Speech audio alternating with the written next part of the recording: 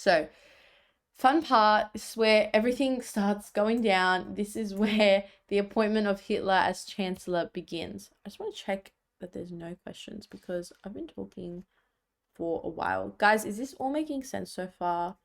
I hope so. I really hope it is. Just want to make sure there's no questions. Okay, if you guys have any questions, please leave them, because I don't want to like talk and you guys are confused and I'm not getting back to them. I know we've got a question about source analysis, but we'll answer that in our dedicated Q&A because I don't want to just like quickly skim over it because it's a really good question. All right. Sorry, I know this is so content heavy. I'm trying to simplify as much as I can, but there's like a lot to talk about in the core.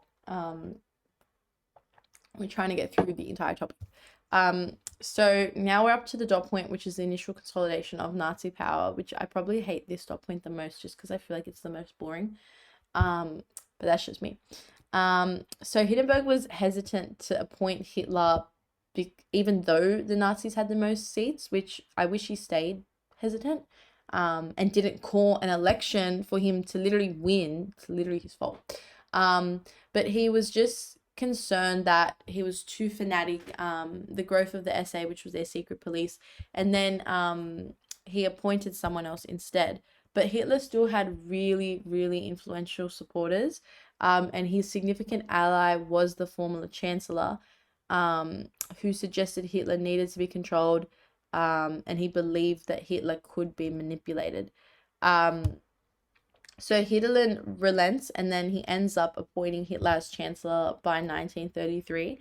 And on that evening, and this is a good quote to use if you are talking about this dot point, it's Hitler declaring that the new Reich has been born, and literally within 2 months, if you look at like 1933 and how quickly they consolidated power, all political power in Germany was held by Hitler. How did they do that?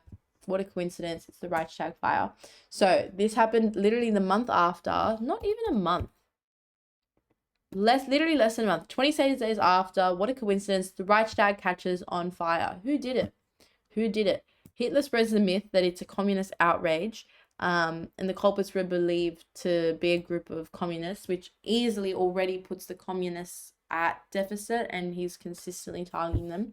But the justification for Hitler's extension of the decree for the protection of German peoples and Reichstag fire decrees suspending the right to assembly, freedom of speech, freedom of the press, and various constitutional protections. So he really capitalized off this Reichstag fire to implement these types of laws, and he used it to justify the persecution and arrest imprisonment of their political opponents. So the Reichstag fire was a catalyst for the consolidation of Nazi power, only because Hitler capitalized off blaming and spreading myths about who caused it, and then could use that to justify killing his own political opponents. And what a coincidence, the Communist Party is banned, so his literal biggest enemy in the Reichstag is out of the picture. Now, the early policies and reforms, horrible. By March, Hitler had dictatorial powers over Germany, which no longer required the approval of the president. So technically, he was just fully in charge. He passed them through both the Reichstag and the Reichsrat, which meant that it was a legal dictatorship, which it doesn't make sense that it happened. And this was like a key moment where everything kind of switched. But he had so many different deals with different parties that convinced them to vote for the Enabling Act. And the only party that didn't actually vote for them were the Social Democrats. And they tried to boycott the proceedings, but they didn't. So in the end, Hitler still had full support. And like we said before, a big reason for that was from the collapse of the Weimar. And then 6 months after he gets elected, all parties are banned from operating, and it's literally just the Nazi Party. So you best believe they consolidated all their powers. I can't even say this word, guys. Reichskonkordat. Soz. Can't say it. But this one was meant to guarantee the rights of the Roman Catholic Church in Germany as long as they were subjected to the authority of the Nazi Party. But that's really kind of ironic, because clergymen obviously have the big kind of focus on love thy neighbor, and are very big on Christian values and Catholic values, of love and forgiveness and compassion and care. And a lot of the actions and the complete ideology of Nazis, especially their persecution of Jews, of communists, and of their enemies, does not align with Christianity whatsoever. But the Nazi Party began to breach the agreement as soon as it was signed. And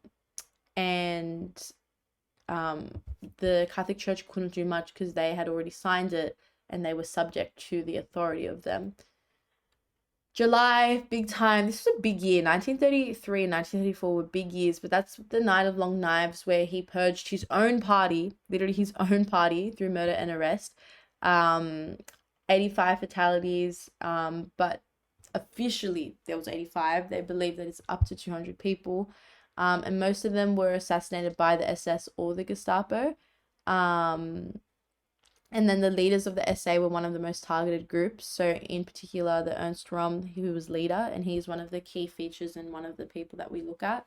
But Hitler was worried that many of the members had taken the more socialist aspect of the ideology too seriously. So now he wanted to suspend these like worker liberties. So he got worried. Instead of being like, let me have a conversation with these people, let me demote these people, he was like, I'm just going to kill them.